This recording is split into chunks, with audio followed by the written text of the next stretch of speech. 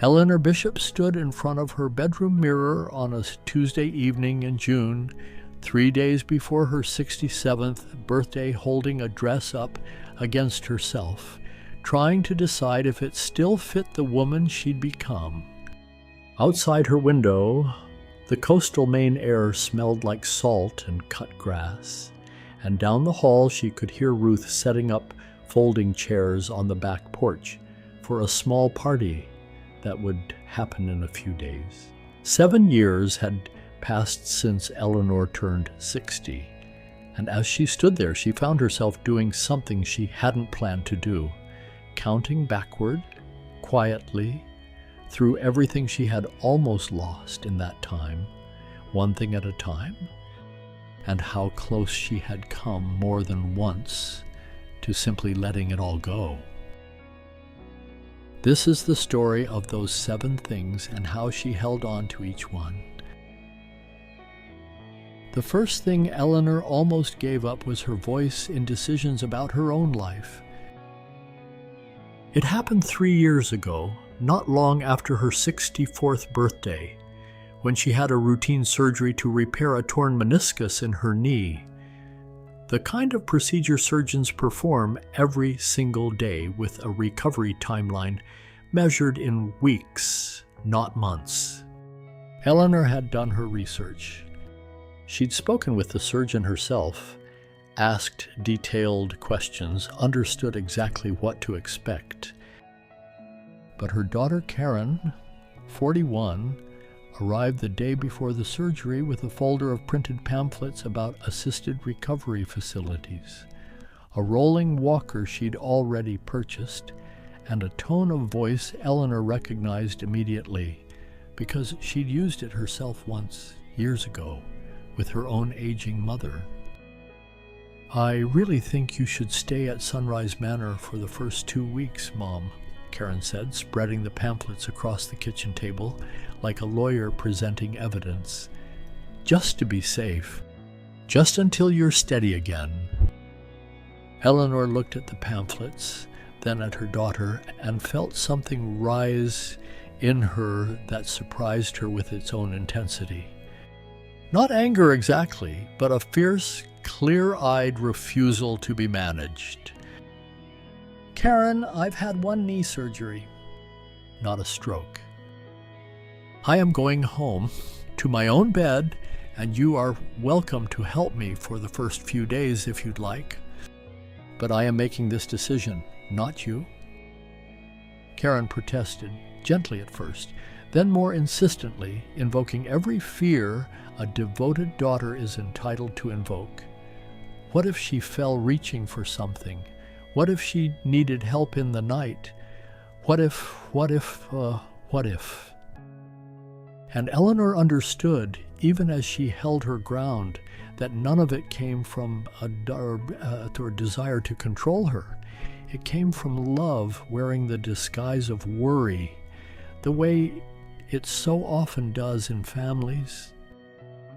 But she also understood something else, something she said out loud to Karen that afternoon, as gently as she could manage. "Sweetheart, if I let you make this decision for me now, over something this small, it becomes so much easier for you to make the next one and the one after that. I need you to trust that I still know my own body and my own limits better than anyone else does." She recovered at home in her own bed, with Karen visiting twice a day for the first week, exactly the amount of help she'd actually needed, and not 1 ounce more. She was walking without the cane within 18 days, and she kept, tucked away in a drawer she rarely opened, one of those Sunrise Manor pamphlets, not out of spite, but as a small private reminder of how easily that particular door could have closed behind her at 64 over something as ordinary as a knee. She thought about that pamphlet often in the years that followed, especially whenever she heard other women her age describe similar moments. A hip replacement, a bout of pneumonia, a minor stroke that resolved almost completely, each one treated by well-meaning families as the beginning of the end, rather than simply another chapter of an ordinary life. She began to understand something she hadn't fully appreciated before her own surgery. The line between being cared for and being managed is a thin one, and it is almost always drawn not by the older person themselves, but by the people around them, deciding, often without asking, what that person can and cannot still handle. The only real protection against it, she came to believe, was speaking up early, clearly, and without apology, the very first time someone else tried to make a decision that was rightfully hers to make. The second thing Eleanor almost gave up was her financial independence. This one arrived quietly, wrapped in the language of safety, the way these things so often do. It was her son Tom, 38, an accountant by training, who raised it first, during a phone call about something else entirely. "Mom, I've been thinking, it would really put my mind at ease if I was a co-signer on your accounts, just in case anything ever happens. It would make things so much simpler if we ever needed to handle bills, medical stuff, anything like that." Eleanor sat with that suggestion for several days before answering him, turning it over the way she turned over most important decisions, slowly, without letting anyone rush her toward an answer. She thought about her late husband, Charles, who had handled most of their finances for 31 years of marriage, and how, after he died, it had taken her the better part of a year to fully understand her own financial life, where everything was, what it was worth, how it all worked. She had earned that understanding the hard way at 59, grieving and frightened and determined all at once. She was not about to hand the keys to someone else now, 7 years later, simply because it might be convenient for her son's peace of mind. "Tom, I appreciate that you're thinking about this," she told him, "but I already have a plan in place. I have a will. I have a designated power of attorney only in the event I'm genuinely incapacitated, and I have an attorney who reviews it all with me every couple of years. I don't need a co-signer on my day-to-day accounts. I need you to trust that I've already done this work." Tom was quiet for a moment, and then, to his credit, he said something Eleanor never forgot. "That's fair, Mom. I guess I just want to feel useful." "You can feel useful," she told him, smiling, even though he couldn't see it through the phone, "by coming to visit more, and by trusting me when I tell you I've got this handled." She kept her accounts entirely her own. She reviewed her financial plan with her attorney that same year, updated a few details, and felt, walking out of that office, a particular kind of pride that had nothing to do with the amount of money involved and everything to do with the fact that it was still unmistakably hers to manage. The third thing Eleanor almost gave up was her friendships outside her family. This one crept up on her more slowly than the others over the better part of a year, and she almost didn't notice it happening at all. Her daughter Karen had 2 young children, and after Eleanor retired from her work at the local library, she began helping with childcare 2, then 3, then nearly 5 days a week. She loved her grandchildren fiercely, loved the noise and mess and small sticky hands reaching for her, and told herself every time she canceled another plan that this was simply what grandmothers did. This was the season she was in. Her longtime friend Ruth, who had known Eleanor since they were both young mothers themselves, noticed before Eleanor did. Ruth started calling less, not out of anger, but out of a kind of resignation, the quiet way friendships fade when one person keeps saying no. It was Ruth, finally, who said something directly. Over a rare lunch Eleanor had managed to fit in between school pickups. "Eleanor, I love those grandbabies of yours, but I miss my friend. When was the last time you did something that was just for you, with people who knew you before you were anybody's grandmother?" Eleanor sat with the question longer than she wanted to admit. She realized, counting back, that it had been the better part of 8 months since she'd had an uninterrupted conversation with anyone outside her own family. 8 months since she'd laughed the specific kind of laugh she only laughed with Ruth. 8 months of slowly, quietly disappearing into a role she loved, at the cost of a version of herself she also loved and hadn't meant to set aside. She thought about the walking group she used to belong to, 6 women who met every Wednesday morning along the harbor path, rain or shine, talking about everything and nothing for the better part of an hour. She thought about how, one Wednesday at a time, she had sent her regrets, always with a good reason attached: a sick grandchild, a school pickup, a favor that felt too important to decline. None of those reasons had been dishonest, but stacked together, month after month, they had built a wall between herself and a piece of her own life she genuinely missed, and she hadn't even noticed the wall going up brick by brick until Ruth pointed straight at it. She went home that week and had a careful, loving conversation with Karen. Not accusatory, simply honest. She explained that she wanted to keep helping with the children, and that she also needed 2 mornings a week that belonged only to her. For coffee with Ruth, for the walking group she'd let lapse, for simply being Eleanor and not only Grandma. Karen, surprised at first, then apologetic, agreed immediately. It had never occurred to her, she admitted, that her mother might need permission to say so. Eleanor never let those 2 mornings slip again.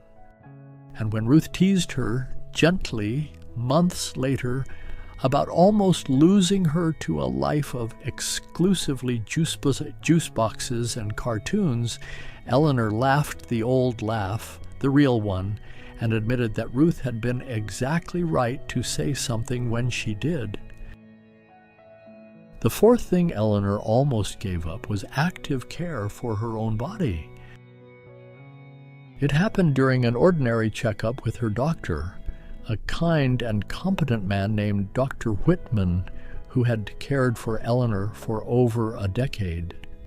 She mentioned, almost in passing, that she was thinking of returning to the community pool for laps, something she used to do 3 mornings a week before her knee surgery slowed her down. "At your age," Dr. Whitman said, not unkindly, glancing at her chart, "I'd just be cautious about anything too strenuous. Maybe stick with gentle stretching for now. No need to push it." It was a small comment, said in passing, the kind of thing a busy doctor says dozens of times a day without much thought behind it. But Eleanor felt it land somewhere deeper than he probably intended, and she noticed in the weeks that followed how easily she'd absorbed it as permission to simply stop trying. She skipped the pool. She skipped her morning walks, telling herself she was being sensible, being careful, behaving the way a woman her age was supposed to behave. It was Ruth, again, who noticed the change first, the slight stiffness in Eleanor's movements after only a few weeks of inactivity, the way she seemed to wince, getting up from chairs she used to rise from easily. "You've gone soft on yourself, Eleanor Bishop," Ruth said bluntly over coffee. "That doctor gave you one cautious sentence, and you built a whole retirement plan around it." Eleanor laughed, but the observation stung precisely because it was true. She went back to Dr. Whitman the following week with a specific question instead of a vague worry. What can I safely do? Not what should I avoid? What can I actually do at full capacity to keep this body strong for the next 20 years? Dr. Whitman, to his credit, reconsidered his earlier comment and helped her build an actual plan.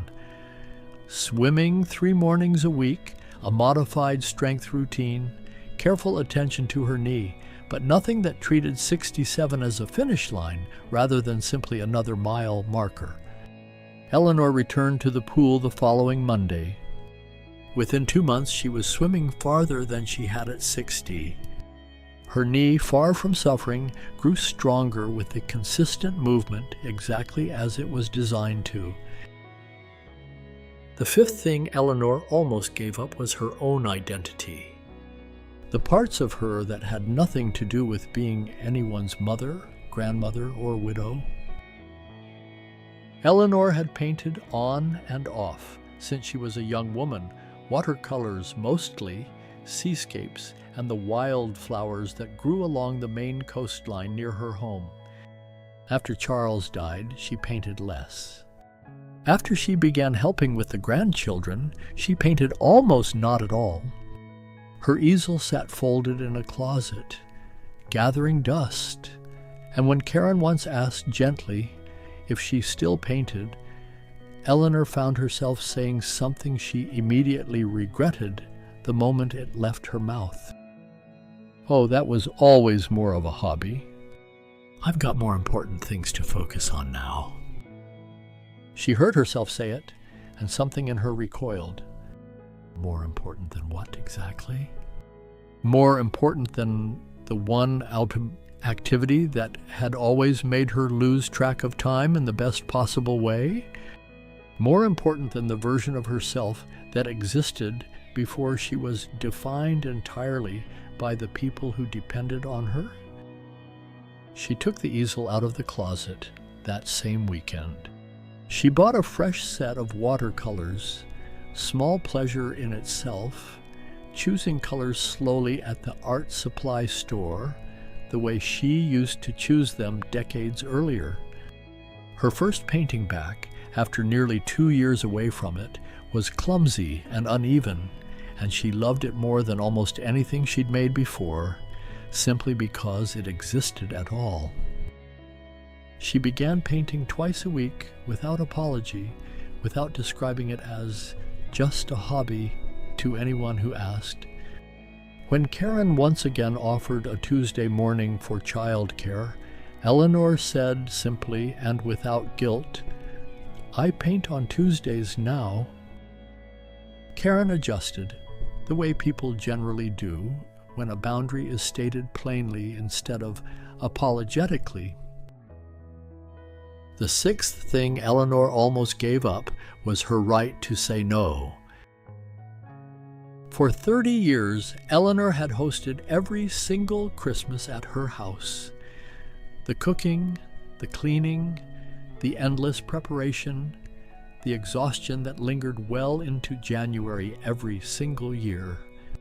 She had done it when Charles was alive, and she had continued doing it for 7 years after he died, telling herself it was tradition, it was what the family expected, it was simply what she did. 2 years ago, at 65, standing in her kitchen on December 23rd, surrounded by half-finished preparations for a 15-person dinner, Eleanor felt something inside her finally, quietly break. Not dramatically, but with the simple exhaustion of a woman who had never once asked herself whether she actually wanted to keep doing this. She called Karen and Tom together that evening, both of them slightly alarmed by the unusual conference call. "I love hosting Christmas," she told them, "but I don't want to do it anymore. Not because anything is wrong, because I'm 65 years old, and I would like, for once, to be a guest at my own family's holiday instead of the person who never gets to sit down." There was a brief, stunned silence on the line. Then Karen slowly said, "Mom, we never even thought to ask if you wanted a break. We just assumed you liked doing it." "I did like it," Eleanor said, "for a long time. I don't anymore, and that's allowed to be true." That Christmas, Tom hosted for the first time in his life, nervous and slightly overwhelmed, serving a turkey that came out a little dry and a stuffing that came out a little burnt. Eleanor sat at his table as a guest, drink in hand, laughing more freely than she had in years, and told him entirely truthfully that it was one of the best Christmases she could remember. Not because of the food, but because of what it meant to finally be allowed to simply enjoy it. The seventh thing Eleanor almost gave up was her hope and her plans for the future. It happened at a family dinner almost 18 months ago, when Eleanor mentioned somewhat shyly a trip she'd been quietly researching for months, 2 weeks in Portugal entirely on her own, something she and Charles had talked about taking together for years and never quite managed before he passed. Tom, meaning well, voiced the question that Eleanor had honestly been asking herself in quieter moments. "Mom, that's a big trip to take alone. Is it really worth all that planning at your age? Wouldn't somewhere closer, simpler, make more sense?" Eleanor felt the familiar old flinch, the reflex to shrink the plan down to something smaller, safer, less likely to inconvenience anyone or raise anyone's concern. She almost said, "Yes, you're right. Maybe somewhere closer would be easier." And then she thought about everything else she had already fought to hold on to that decade. Her voice, her money, her friendships, her body, her art, her right to simply say no. And she understood with sudden and complete clarity that giving up on this last thing, her hope for what was still ahead of her, would have quietly undone the value of everything else she'd protected. "At my age," Eleanor said slowly, looking directly at her son, "is exactly why it's worth it. I'm 66, Tom, not 96. I have time, and I intend to use it." There was more behind that answer than Tom could have known in the moment. Eleanor had spent the better part of a year quietly watching other women her age make themselves smaller in exactly this way, trading the trip abroad for a weekend at the lake, trading the lake for a day trip, trading the day trip eventually for nothing at all, until their entire remaining future fit inside the four walls of a familiar routine. She had watched it happen to her own mother, in fact, a woman who had once dreamed of seeing the Grand Canyon and instead spent her last 2 healthy decades saying maybe next year until next year quietly stopped arriving. Eleanor had promised herself, standing at her mother's funeral 11 years earlier, that she would not let that particular story repeat itself in her own life. She had nearly forgotten that promise until Tom's well-meaning question brought it rushing back. She booked the trip the following week. She spent 2 weeks walking the cobblestone streets of Lisbon and Porto entirely on her own terms, eating dinner alone at small cafes without a hint of self-consciousness, striking up conversations with strangers half her age and twice her age alike. and buying, on her last afternoon there, a deep blue dress from a small boutique near her hotel, simply because it made her feel like herself. That is the dress hanging on Eleanor's closet door tonight, 3 days before her 67th birthday, the one she's holding up against herself in the mirror, deciding with a small private smile that yes, it still fits. Not just her body, but the woman she has fought, quietly and deliberately, to remain. Standing there, Eleanor understood something she wished she could tell every woman approaching 60, every man wondering what the next decade might quietly take from him if he isn't paying attention. Nobody announces the moment your independence starts slipping away. Nobody sends a warning before your voice gets smaller, your world gets narrower, your plans get modest enough to stop inconveniencing anyone. It happens in small, well-meaning increments. A worried daughter, a cautious doctor, a convenient assumption, a tradition nobody ever questions. And the only real defense against it is noticing every single time and choosing deliberately to hold on anyway. 3 days later, Eleanor stood on her back porch in the blue Portugal dress, surrounded by the friends who had stayed close because she'd made the effort to keep them close, celebrating a birthday that felt less like an ending and more like a continuation of something she had fought hard to protect. Her accounts were still entirely her own. Her knee was strong enough to carry her through a full afternoon of standing and laughing without complaint. A fresh watercolor sat drying on the easel in the next room, and on her kitchen counter sat a folder, not pamphlets for assisted living this time, but travel brochures for the trip she was already planning for the following spring. If there is one thing Eleanor's 7th decade taught her, it's this: growing older will always come with people who love you trying to make your world smaller in the name of safety, convenience, or their own peace of mind. Some of that concern is worth listening to, but not all of it. And the difference between the two is something only you get to decide.